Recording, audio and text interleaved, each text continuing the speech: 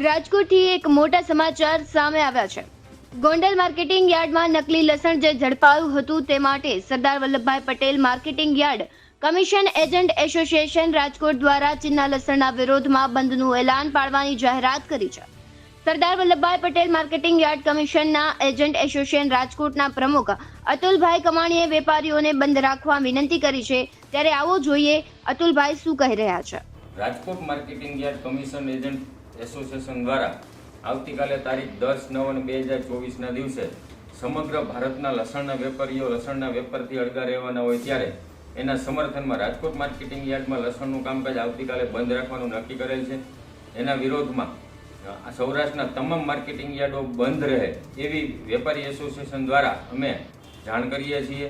કારણ કે અત્યારે ચીનથી જે લસણ આવી રહ્યું છે, જે વાયા અફઘાનિસ્તાન થઈ અને ભારતમાં ઘુસાડવામાં આવી રહ્યું છે, આ લસણ આમ એકંદરે ખાવાલાયક ન હોય, વાયરસવાળું લસણ હોય અને સસ્તા ભાવે લસણ ત્યાંથી લઈ અને ભારતમાં મોંઘા ભાવે અને નાનામાં નાના માણસો સુધી પહોંચાડવાનું જે ષડયંત્ર કરવામાં આવ્યું છે, એના વિરોધમાં આખા દેશના માર્કેટિંગ યાર્ડોમાં લસણનું કામકાજ બંધ રાખવાનું છે. ત્યારે રાજકોટ માર્કેટિંગ યાર્ડ એસોસિએશન દ્વારા એને સંપૂર્ણ ટેકો આપીએ છીએ અને આવતીકાલે રાજકોટ માર્કેટિંગ યાર્ડમાં લસણનું કામકાજ સંપૂર્ણપણે બંધ રહેશે, જેની તમામ ખેડૂતોએ અને વેપારીઓએ જાણમાં લેવું.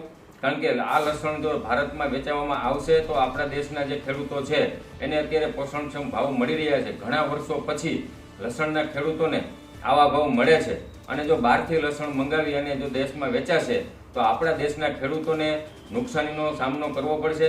એટલા માટે થઈ અને આજે અમે વિરોધ કરીએ છીએ અને આવતીકાલે સંપૂર્ણપણે સૌરાષ્ટ્ર તેમજ ગુજરાતના તમામ માર્કેટિંગ યાર્ડોમાં લસણનું કામકાજ બંધ રહે એવી અમે વિનંતી કરી રહ્યા છીએ.